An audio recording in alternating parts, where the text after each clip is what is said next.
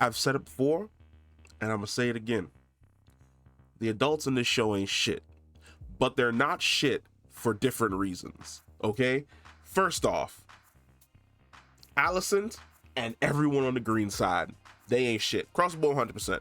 They are the villains of this series. Because, and oh my god, that throne room scene is so, there are so many good fucking scenes. Let's talk about the throne room scene first between Alicent and Rhaenyra. Because you finally get to see the unhinged side of Alicent Hightower. And that is only gonna get fucking worse. Because this is her freaking out and losing her shit over the fact that Aemon lost one fucking eye. She was willing to damn near knife a child or kill Rhaenyra in that throne room off of just one fucking eye. Imagine what's gonna happen when she starts losing kids, when her entire bloodline is just getting got during season 2. She is going to fly off the fucking handle. A lot of people wanted to see more of Mad King Aerys in Game of Thrones. You're gonna see the descent of Mad Queen Alicent, where she's just, oh my god, I can't fucking wait for it. The new actors and actresses are so fucking good. 100% across the board, so fucking good. Because that dialogue between the both of them, when Rhaenyra's holding the dagger and she's holding Alicent back, and she's just like, now they see you for who you truly are. Because the entire time Alicent's walking around like, I am the Queen Regent. I do nothing wrong. Rhaenyra is a filthy whore. And I am the personification of a good woman. No! You are a fucking Game of Thrones equivalent of a Karen. Every single thing that Rhaenyra does essentially triggers you, which I don't even know if I can honestly put 100% of the blame on you, because Rhaenyra was low-key doing some super triggering wild shit when she was younger that pushed her into that fucking corner. But where we are right now is such a major fucking departure from where their relationship started that you can honestly see points where Rhaenyra kind of extends the hand for her and Alicent to build some type of relationship, and Alicent's just like, no, put your fucking hand down, you and your filthy mongrel strong children. And it's like, damn, if you had honestly went with Viserys' plan last episode and married Jace to fucking Helena, you could have avoided an entire year's worth of bloodshed, the entire decimation of House Targaryen, the loss of over 20-something fucking dragons to this goddamn war. If you had just swallowed your fucking pride and called it a day. But instead, we've brought back fucking Otto, I'm not as good as Tywin Lannister because I'm a fucking loser Hightower, as the Hand of the King, so that he could just fumble the bag, just fumble the bag even worse than he did when he was the initial Hand of the King. And he's already up to sus shit. I can't stand Viserys. I despise Viserys with every fiber of my fucking being, because Viserys is that type of person that he's a people pleaser. He's always looking for a way to make everyone fucking happy, when in truth, he should tell people to go fuck themselves.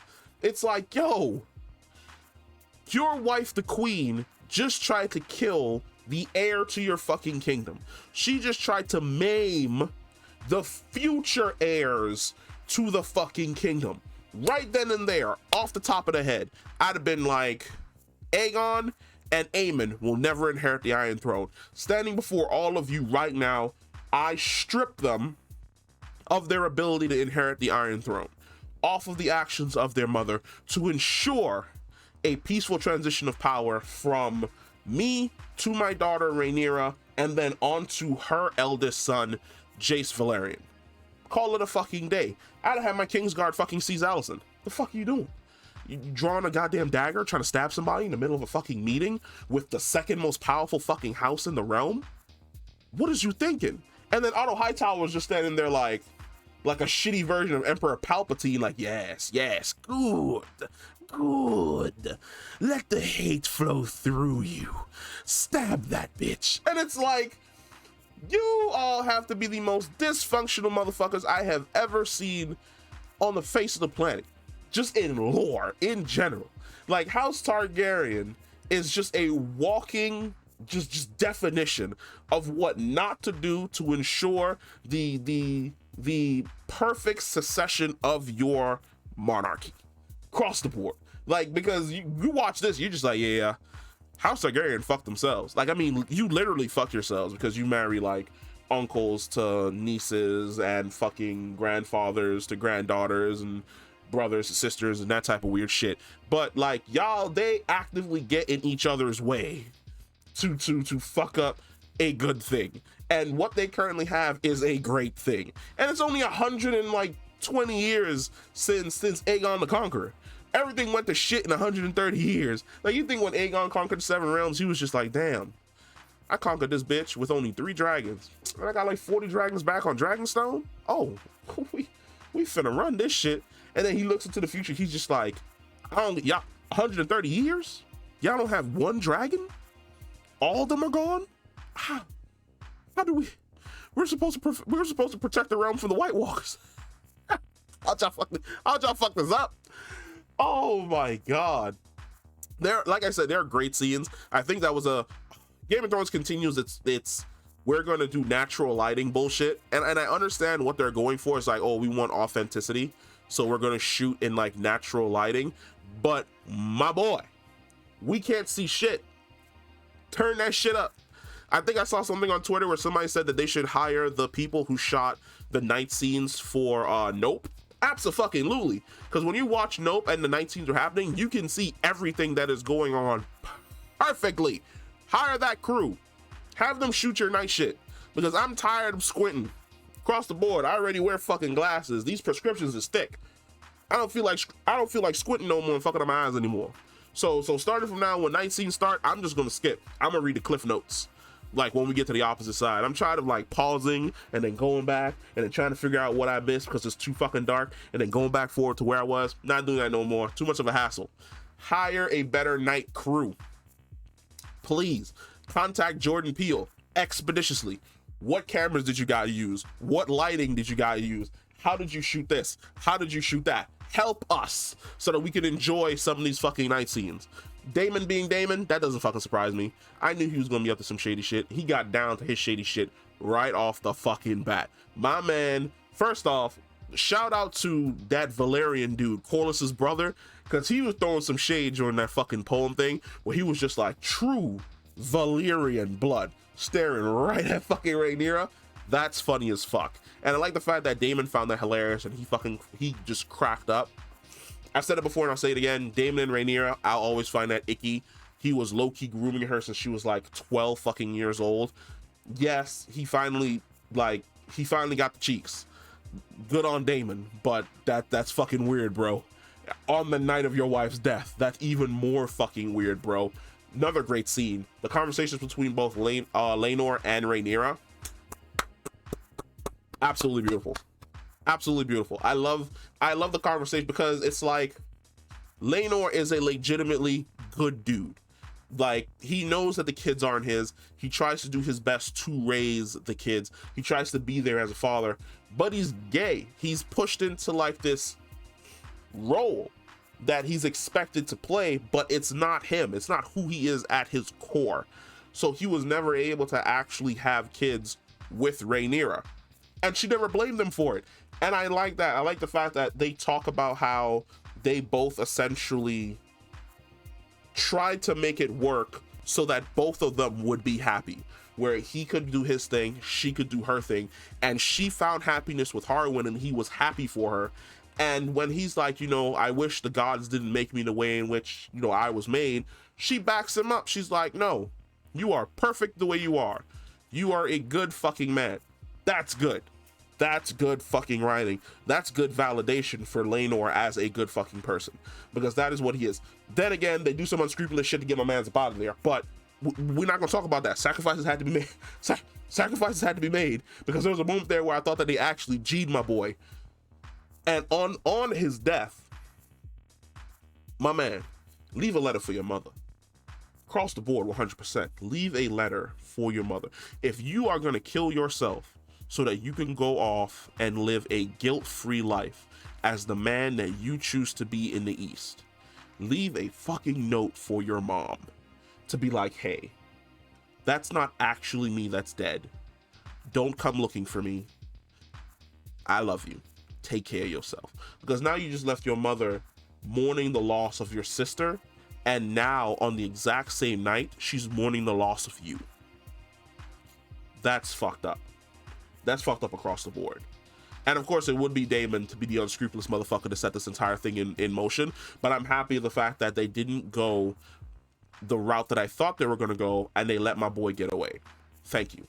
Because I know a lot of people have complaints about the pacing of the show, like, oh, the skips and blah, blah, blah. That's how the book's written. The book is written as a after account of the events, where I think the person who writes the accounts of the events of Dance of Dragons is like 200 years in the future.